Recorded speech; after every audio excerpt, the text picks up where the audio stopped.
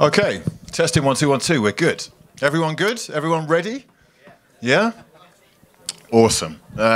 What's going on? I hope you're all doing well and you've enjoyed the World Football Summit so far. You are about to experience a whole nother level of enjoyment, though. Hopefully, this is going to be the best panel, the most interesting panel that you will see here. We are here on behalf of Avery Dennison to talk about the fusion of fashion and football culture, and especially how that is influencing football apparel that we're seeing everywhere on the streets, on Instagram. Probably, if you've got kids, on your kids. Maybe even it's you that's going out and buying this stuff as well.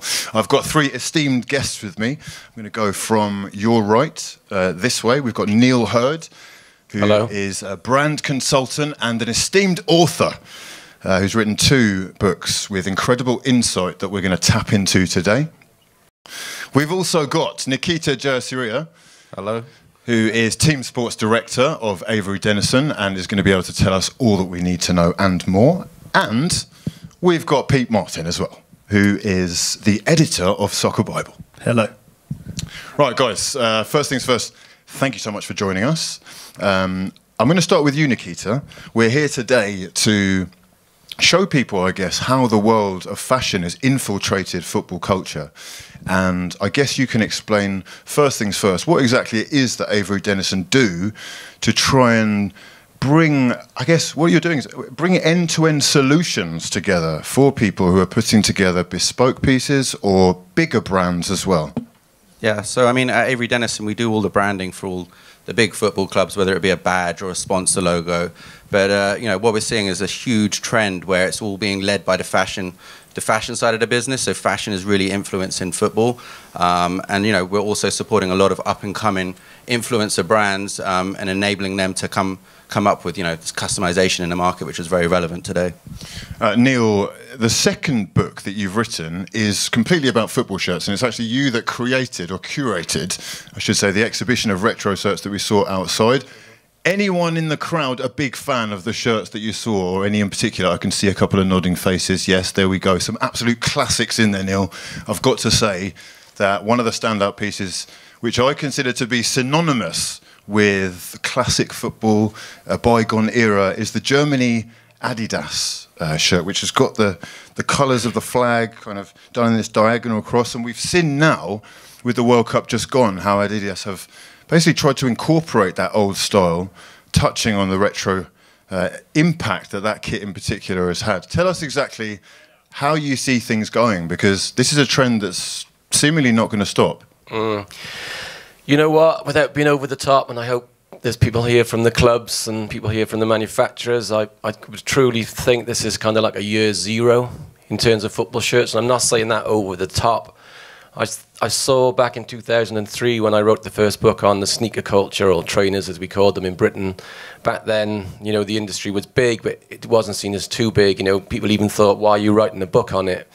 And then if you look at that 15 years later, that industry has, you know, gone 50% in growth. It's like a $60 billion industry. There's an industry just in reselling sneakers. Sneaker culture sort of crosses over into every fabric of society. I hope I've answered your question, but the thing I'm trying to say is that I think football shirts are going to do exactly the same sort of path. And that if anybody thinks it's going to be not exciting and not something to take an opportunity of, then they're so wrong, because this thing's just going to get bigger and bigger and bigger. Pete, you're working at Soccerbible and seeing on a day-to-day basis what people respond to, what gets them clicking, what gets them reading the magazine. As far as trends go, what have you started to see happen? Because the thing that really stood out to me from the World Cup was the Nigeria kit. It's this loud, proud symbol of Nigerian culture and how they support their team, which is dancing, soulful music, people in the streets of Russia. It was incredible. The shirt sold out within less than an hour. Are we seeing a pattern emerging here where brands are going to be more aware of, or more conscious of, basically tapping into outside and off the pitch stuff? Yeah, I mean, the obvious with the whole Nigeria thing was fantastic for so many reasons. Like, not only was the kit fantastic, vibrant, and reflected that whole culture of what being a Nigeria fan and all that side of it's about. But then the overall look was constructed with far more streetwear influences from, you know, a bucket hat in a football capsule release is awesome to see. Same with, like, you know, the bags that went with it, all that sort of stuff. So as well as the football shirt being sort of like the hero item, it extended into sort of like the full look, so that in all over the world we're seeing, you know, people want to go for the full look, not just the shirt. And it's sort of like, it's a chance to show someone what you're about, really. For sure. Whether you're a massive football fan or you just like the whole character behind it, it was brilliant for so many reasons. A real catalogue that you could buy into. Like you say, not just a shirt, but you've got tracksuits, you've got hats, you've got gloves, you've got shoes. As far as what we're seeing in popular culture, you've got pictures going on in the background here. Some of them of celebrities, influencers, sometimes footballers, but in particular, it's a common theme now to see these guys wearing football shirts. So a guy who's really blown up the internet, 6'9", heavily tattooed all of his face, louder than life character, wearing a PSG shirt or PSG tracksuits, because it's become more than just the representation of, you know, buying the club that you support's garment. It's now, we're buying into a whole almost NBA style lifestyle choice of, I don't necessarily need to support that team or country, but if I like the gear, then I'm going to buy it. Where do you see this going? And especially, how do Avery Dennison influence the direction that things are moving? I mean, I wouldn't say it was Avery Dennison who influenced, but I mean, we work with the influencers who help bring that to life. I mean, I think the one thing we see from the big brands, and if they've got an idea, you know, it takes 2 years to get out to the market. But when we're working with, you know, smaller brands, you know, it's in the market within 6 months. So we're very close to the market in those trends and influences. And then just the way the product's being marketed today is completely different. Like the Nigeria kit, it's, you know, the way it was styled was around musicians, and it was put on, you know, famous English rappers and stuff like that. So you had a famous English rapper wearing a Nigeria kit one day and an England kit the next day. So it's just showing this whole, you know, difference between cross cultures and everything like that, which everything's coming to at the moment. Now, you're being very modest and saying that Avery Dennison aren't paving the way. However, you've just signed a 4-year deal with FC Barcelona to do their names and numbers on the back of the shirts and whatnot. That's an incredible move. But like you say, you're working and are able to work with much smaller brands on a smaller scale to really give them that unique, bespoke look that they're looking for. Pete, and I want to throw this open to you guys as well, but Neal especially, what do you see as being necessary for people to make an impact now? Because we talked earlier about how, for example, there's a lack of female representation. It's a male-dominated audience, football, still to this day, but more and more we're seeing, whether it be Alex Scott doing commentary on Match of the Day or on Sky, or just female influencers becoming more or having more of a voice, and as everyone has a platform. Do you think that there will be more stuff done to cater for women? And in general, I guess the way I'm saying is it possible that this could get much bigger? Neal, you've been bang on with your prediction about trainers. I'm convinced as well that we're moving into a direction where it's a broad spectrum that this could cover. But what do you see in particular as changes that are going to happen? Well, this year is obviously massive. You've got the Women's World Cup next summer. So and this sort of like coming together of cultures, then now's the time to really get behind it, whether you're a brand or want to sort of elevate your profile and bring football and fashion together for the female game. This year could be pivotal for that, and it would be great to sort of hero women in that space. So it's a fantastic opportunity. I think we've got to collectively, as a football industry, got to be talking about it more and more. But I think there's also a level of authenticity that you need to have. It's very important to almost not just do things for the sake of it, but then there's so many fantastic women that are playing football that have cultural interests, that can be sort of like progressive thinkers and inspire the next generation of women coming through, that this is a huge window, really, as we build towards the World Cup. Like, part of it is going to be making people look at things differently, yeah, which has got to be something that you focused on. If anything, you know, a lot of football fans will go and buy everyday football kit. What we're talking about now is you're buying into a lot more, like we said, it's a lifestyle choice. So at some stage you need that cross-pollination of people who aren't necessarily even football fans. Yeah. So you've talked about using different photographers. What does that do for you? Yeah, so we always have a mantra, really, which is all about taking out influence from outside of football. So, for example, the obvious one is that if we're shooting something in football, let's go get a skate photographer and then bring them to the game, or that shoot, or whatever it may be, because that way, even if they have no interest in football whatsoever, you just get a completely fresh take on it. And that, like you say, that cross-pollination where different subcultures cross over is the whole reason why, like, football and fashion are moving where they are. You know, like I'm sure we'll touch on the whole PSG Jordan thing, but the fact that was sort of teased before the actual launch, with people like Travis Scott and Justin Timberlake just wearing it on stage, was a massive for that, you know. So it's all those guerrilla marketing. Yeah. It's beautiful to see the collaborations as well. I personally am just a football obsessive. So when I see something like that, having lived in America for 5.5 years, the collaboration is one of dreams, because you're opening up a world of Air Jordan fans and basketball fans who wouldn't necessarily care about football, but now that they see the likes of Travis Scott wearing it, now that they see that Air Jordan branding on it, it's something that they will relate to, that they can move to themselves. And Neal, we've just seen an old school shirt up there, an old school PSG one with a Commodore, and before they changed their logo. What is it especially about shirts that clubs can take advantage of? Because I see classic examples outside even of, there's little dots of the culture, like the Mexican shirt from France '98. It's got the Mayan, Azteca imprinting on it, and you know immediately that that is a Mexican shirt. However, it doesn't stray too much from their culture, you know, without offering this fresh, new look. So do you think that clubs will have to be, or countries will have to be, a little bit more brave in the future? Are we going to stray away from this generic shirt that the likes of Arsenal just keep producing?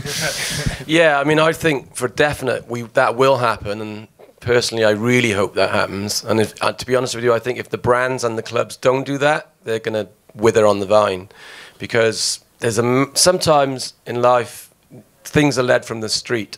You know, and this is one of those movements where what's happening, what we want, and these people you see behind us, they're demanding, and they're making their own things up. Like, we've made this ourselves, and lots of the stuff you've seen on their brands were making themselves, because they want something that the clubs or the associations or the brands aren't delivering.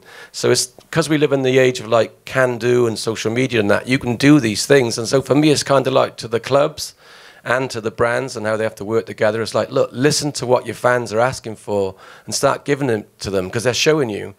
And you shouldn't sort of be scared to think like we're ruining the old school fan, because I think clubs are kind of aware of that, thinking, oh, look, you know, we don't want to offend the other traditional fan. And I'm not one who'd say tear up colours, for instance. Don't make Man United suddenly start playing in blue. You know, the shirt is sacrosanct, and that's why we're all sat here, because we love football and we love our clubs and we love our badges. But at the same time, that doesn't mean you can't be experimental and creative with the garments you wear. And as we've sort of touched on, you know, there's this journey where football is becoming kind of like basketball. That led the way in that way, where, you know, somebody served me earlier in Madrid yesterday and they had an NY cap on, you know, and I bet you for any money they didn't even know they had the New York Yankees cap on. It was just something they wore. And football shirts and football clubs are on that path, and they're catching up quick. And the Jordan with PSG, for me, was like the apex of that. You know, PSG are sort of ahead of the game on that.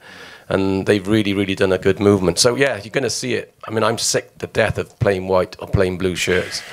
You know, just do something. There's one example that goes around in there, which is from a barber shop in London called Smoky Barbers. A lot of football players go there. You know, like the barber is arguably like one of the most important commodities in contemporary football now for a lot of players. and they've created their own shirt, and it's like that whole kind of, it's just all of a sudden there's an identity there's something that you can relate to.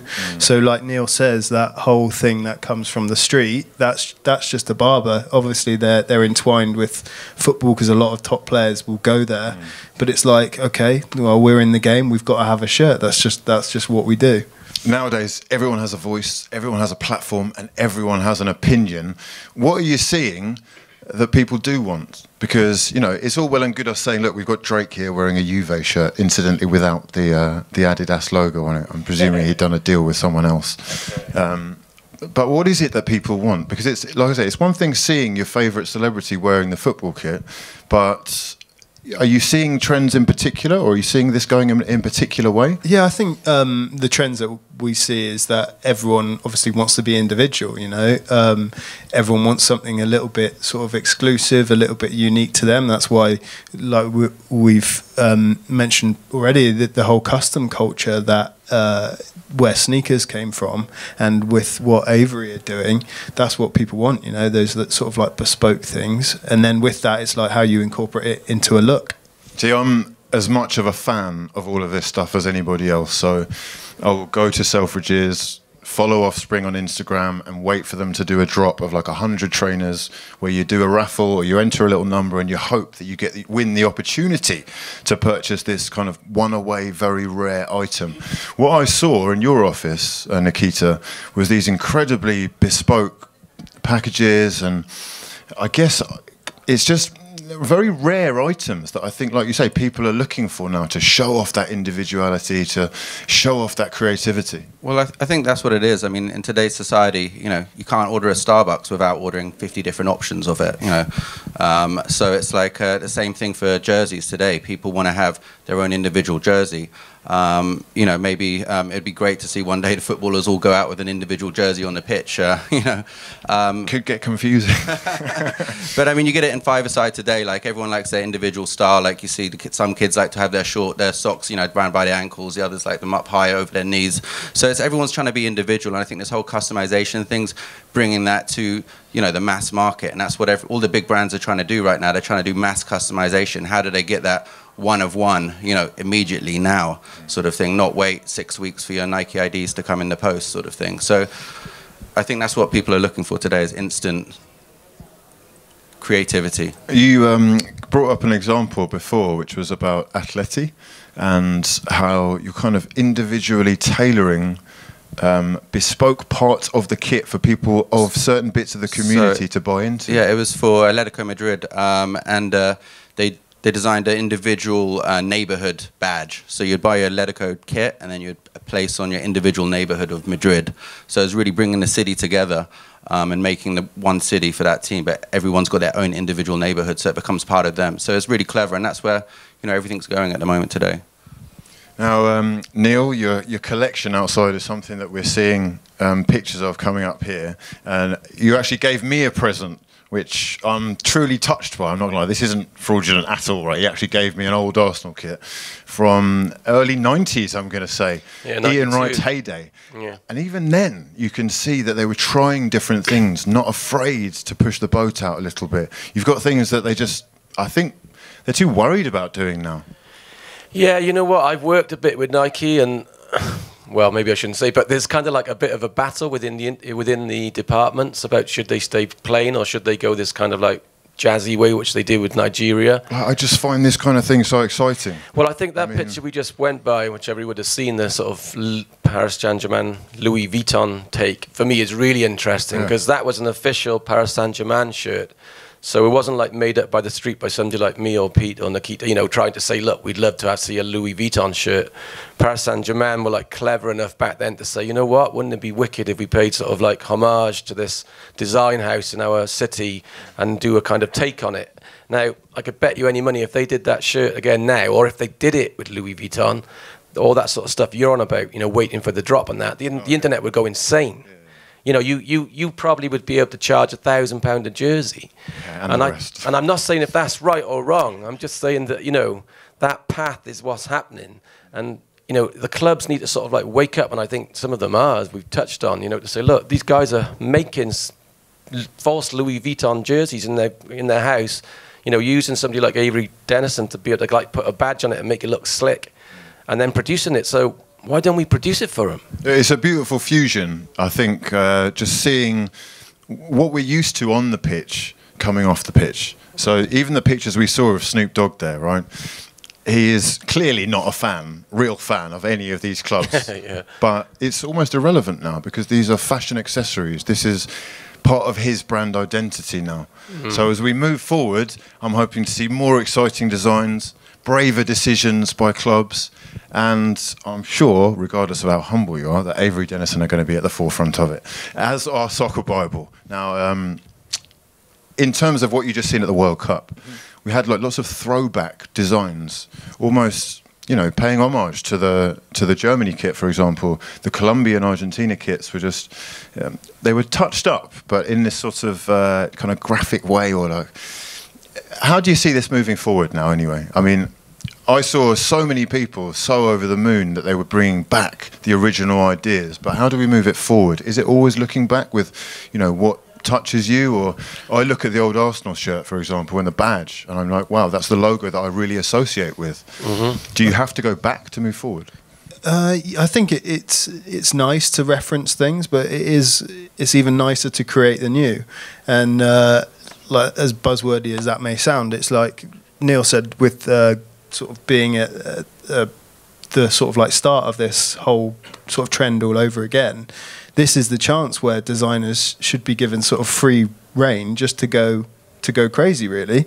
It doesn't have to be like everyone in the football world, because I think that there's something about making sure that this doesn't become oversaturated and all of a sudden everyone's in a wild kit and we can't see the wood through the trees. But like the Arsenal shirt that you're referencing, that's got so many little touch points on it, whether it's like shapes, different branding, little things that you'll only see in the light, all those kind of little elements that you tend not to see in these sort of like over performance driven football shirts. Like, does the fan really care about, you know, being able to wear the same shirt that an elite athlete's going to wear, or do they just want something baggy that works with their lifestyle get up, you know? So yeah, I think it's all about having the freedom to express themselves. And we're in a great place right now as well, probably the best position or situation ever in terms of football being able to fusion with fashion so easily as well, simply because I guess back in the day people looked at football a bit differently. There was a little bit more trouble surrounding football. Now it is your, you know, every man's favourite pastime, and I guess the fashion elements are adding another branch that a lot of people are jumping on. In terms of what you guys would like to talk about, we would love to get some questions from you. If any at all, if anyone's keen. Yes, we've got a couple. What say you, sir? I can just about hear you. I'm not sure we've got another mic, but you can... Oh, do you want to take that out, Tim? Yes.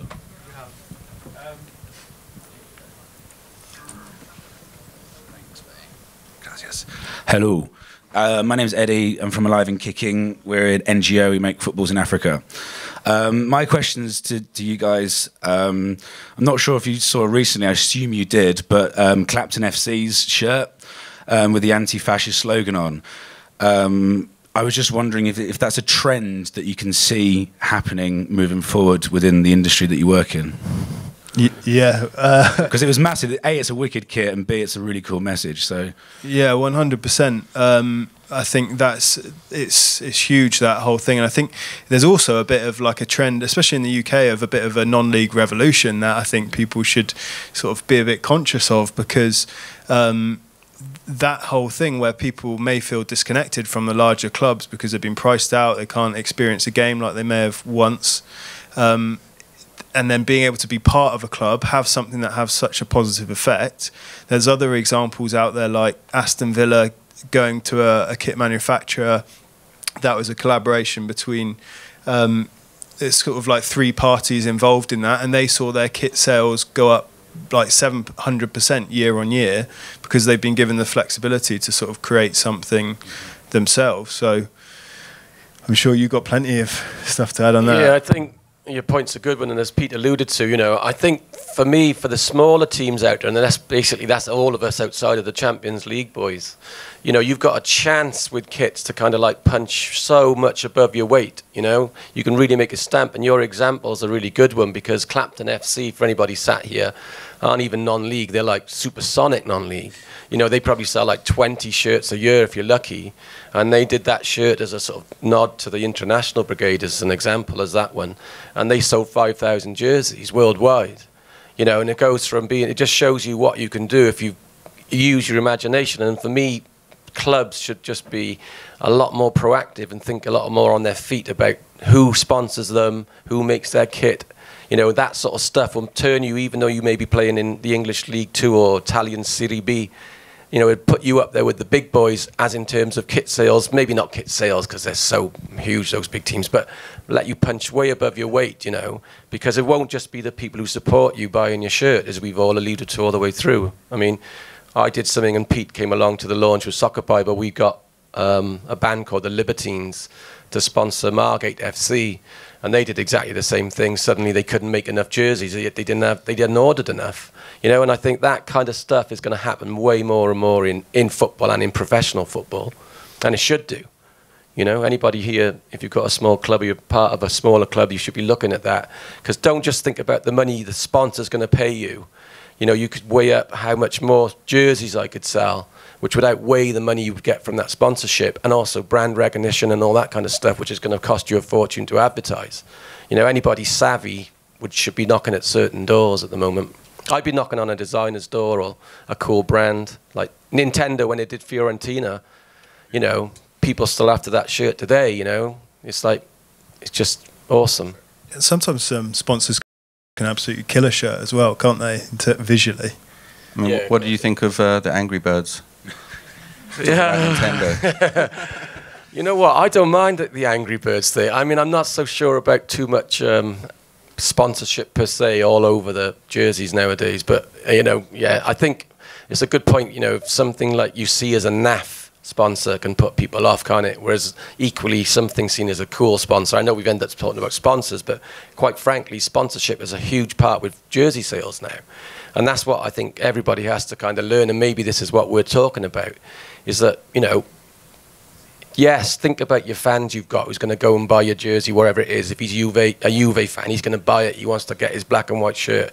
But also think about this whole new wave, you know, who will buy a shirt from across the world, you know, and they may have nothing to do with that club, you know. The two can go hand in hand. It's just going to make a bigger market. And I'm not just talking about market. The fans are happy and the brands are happy and the clubs are happy. Can you imagine if like Newcastle Brown Ale appeared back on a Newcastle shirt? I think like it would be as powerful a message as anything else. Exactly, that's the point, isn't it? So, you know, it's like all these clubs have got these potentials, and all of us sort of maybe sat here are like going, why aren't they doing that? Why aren't they doing that? And they don't do it. And then the one who does it, say like Nigeria with the Nike shirt, you go, there you go. You sold out in 1 hour. I mean, I spoke to the guys from the JJB, which is a big chain in Britain of stores, and they sold more Nigeria shirts in the first week of the World Cup than they sold of England shirts. In England. Now, it's not that people aren't patriotic, you know. England jerseys, once England started doing well, outsold them, but people just loved the shirt. And I think that's what we're trying to get across is, you know, as much as we all love our own clubs, I love my own little club. I'm crazy on it, Pete, as you guys are. You know, there's another world where you can still enjoy the other team's jersey. It may not be a deadliest enemies. You know, I'm not going to go and wear my lot from down the road, but I can appreciate somebody else's from around the world, you know? Fantastic. Any more for any more? Hopefully that answered your question. Yeah, sorry. Anyone? Here we go. Don't be scared. From India. I just wanted to ask anything you guys manufacture. I hope you're getting me. Yep, we got you. After putting so much of efforts and, you know, making these jerseys which is creative enough and have their own intellectual property, but immediately next day a second copy is available in the market and people are selling it on the street. So how do guys take this? Well, I mean, I think the brands take it very seriously, and you know, they invest a lot in brand protection. So there's a lot of things they do in brand protection to stop the replicas. But you know, it takes like a matter of weeks, maybe 5 days, before you see a knockoff on the market. but it is definitely, you know, the grey market they call it. But you know, I've seen some clubs today, they do a takedown jersey, so they do a higher end jersey, and then they do a really lower end jerseys which wouldn't even have, like, say, the sponsor logo on it or anything like that, because they've realized that you know, they found 2 million knockoff jerseys in Thailand, and they want to basically realize they're losing out on 2 million, you know, sales of jerseys. So they make a lower grade jersey, and that's how I think they're solving that problem today. Wow. But yeah, I don't know. I'd be making them false myself, I think, probably. No, I'm joking. Of course I'm joking. Hello, my name is Rushika and I am from India. So my question is that we know that a lot of sporting brands, the bigger part of the chart is taken up by shoes. So how do you see the clothing and apparels coming up, and how long do you think it'll take for them to be right there with the shoes and well, I'm sure Pete will have a lot to say on that, but as I said, maybe right at the beginning, it's like, you know, using the path that I saw happen, you know, with the first shoe book that I did back in 2003. Like I said to you, you know, 15 years later, I made the football shirts book, which was like this year or last year. And in that time, the shoe market, I know, you know, went 50% bigger minimum, you know. I think it's a $60 billion industry, as I said. So for me personally, I think the football shirts are going to, and apparel, not just the shirts, the whole collections like we saw with the Nigeria, Hugh was on about and stuff, you know. That altogether, I think, will end up matching the sneaker industry, or I like to call them trainers, but sneaker industry. In that sort of same time frame, maybe 15 years. Because you've got to think also, football's huge anyway, isn't it? We're all here. Football's already a huge thing, and then it's also a huge industry. But it's got that going for it anyway. So, yeah, I think it'll match it. Yeah, I think that trends-wise, you'll see that whole wardrobe be extended. Like, obviously, the whole vintage football shirts thing has been absolutely massive. I think people will start to look at what other more unique pieces they can get, whether that's a track jacket from the 90s, or whether it's like part of a new look, which is like the current club's socks that are out, or something like that. You know, I think things like that will genuinely find their way into someone's wardrobe, where there's a bit more sort of like consideration as to what people are wearing. So instead of seeing sort of like right now the on-point look is this hip-hop star with a baggy shirt or something like that, we might move into more sort of like considered spaces and a bit more of a sort of preppy look, with like a tucked in shirt, for example, and you'll see that just sort of like casually walking on the street. So I think the whole product line will go into the wider training wear and stuff. I think you touched on that considered area where everyone's a little bit more considered about, you know, how they're, you know, where the garment was made, how it was made, and I think that whole sustainability angle is very big as well. And it's, you know, something that, you know, all the football clubs are sort of working towards. And I'm sure if you asked any football club 5 years ago, you know, what are their sustainability goals, they wouldn't know about it. But today, going around the football clubs and seeing them today, they're very considered about it all. And it's the fan who want to know about it all. You look at Adidas and Parlay, you know, I believe Nike make their jerseys out of recycled plastic bottles as well. So it's you know, the football fan isn't the football fan that we thought it was before, with tight shirts and, you know, pies basically, yeah, and beers down the pub and hooliganism. It's changing, you know. Yeah, I think a lot of influence does come from obviously what players are doing as well, and you see that with trends like with sort of like players that might not be at the top flight, but you just see what those trends are within dressing rooms. And I've seen, you know, players moving more towards having book clubs rather than sort of like what it might have been like a drinking culture 20 years ago, and sort of mindfulness being a trend and being sort of very aware of what's going on. And I think that translates into how you dress and how you carry yourself. So that goes one and the same, really. It'll catch up, basically. Anyone else? Here we go, front and centre. Coming to you now. Here we go, down here on the first. Excuse me. So the casual and hooligan culture was very important on the 90s, on the early 90s. What do you think about right now about the just football culture no casual hooligans brands, do you think it's the same level in the way of the fans gonna wear the shirts, the brands? I think there's a lot that football clubs can do to make going to football a amazing experience again, turning that into a place where people, you know, that culture came from people wanting to look so smart when they go to football, and I think that can come back, but just in a different way, where it's like you're, again, the considered element is that you're taking a lot more due care over what you go to football in, and you see like little glimpses of it, maybe not in the same sort of tailored sense as the classic brands like Stone Island and people like that, which are still great and still very much around, but like, you know, how PSG will invite A-listers down, and you'll see you know, all these names like Gigi Hadid like in the stands wearing like a black PSG shirt and stuff, and all of a sudden the shirt just becomes a completely different icon. So that's on the shirt side, but I think that, you know, Neal was right in the thick of it with that sort of. Yeah, I used to be not a hooligan, but one of the dressers on the terraces back in the 80s. And one thing I tell you now, not that there's much to do with what we're talking about today, but people who were of that bent never ever wore the football shirt. You know, that was sacrosanct. That was for what you call like the hats and scarfers, if you want to know the terminology of the day. You never wore any of your team's colours because that was what you didn't do. You wore everything else, just made it look like you weren't wearing your team colours, even though you were mad on your team and you followed them everywhere. And yeah, kind of touching on what we've done today, they kind of invented sportswear, lots of sportswear. Like Stone Island, Pete said, you know, kind of mainstream nowadays. That was picked up by fans on the terraces. So there's always been a massive part of the terraces where they really, really care about their clothes, you know. People sort of paint it as one thing of the guy, like we were saying, with pies and his replica shirt. For those, as equally as those, there was people who were like really dead smart and started trends as we know them. Arsenal had a big hand in that, actually, with the herd and all that in the 80s. I see this quite a lot. A lot of people that I go to the football with, they would never wear a football kit, especially of the one that they support, the club that they support. But if it was a unique, bespoke piece, I think they would consider it more. Plus, the fact that these clubs are now offering, or brands are now offering, more than just a shirt, it's the whole catalogue. So you can buy into a much smarter polo shirt look that just has an alternative logo.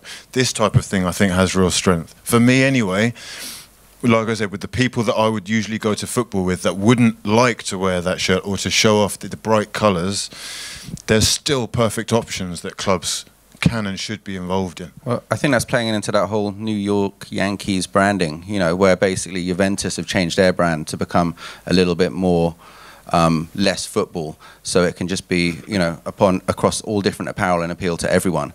So one day someone's going to be wearing a Juventus jersey and not even realize it's a Juventus jersey, but it becomes a standalone brand.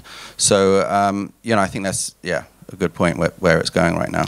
Yeah, I think Hugh's point there is bang on. You should have been on the panel, actually. You know, that's exactly where, you know, there's that thing where the clubs and manufacturers and you know, all of the people should listen to the fans, and there's this great demand to say, look, we want to go in the club shop, we want to buy something to show I support Arsenal, for instance, or Bristol City, you know, whatever, but I don't want to wear one of your naff tops with an awful thing on it. You know, I want it to look nice and to look tailored and have something else nice about it, and that is where I think the wise money's going to go. And it's no accident if you look at the Jordan collection with PSG again, they made a basketball shirt, you know, so it's already the cross-pollination. They knew, you know, why don't we do the reverse, not just basketballize football, but let's footballize basketball, you know. And I think those kids are kind of like connected. Finally, like we were kind of all discussing, you know, players can suddenly look up and see people looking like them playing the game, you know, off the field and on the field, whereas I think there was kind of like, I basically think there's a cusp now where we're changing and this is the future. I think there's a lot to be said as well. Like in every city, there's going to be a real strong creative culture somewhere.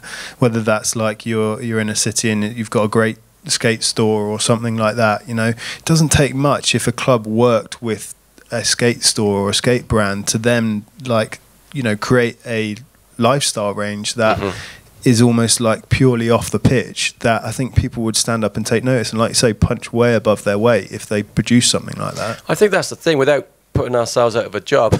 You know, that's what the club should be doing. Is exactly that. You know, going out and speak, and they are starting to. You can see that they are.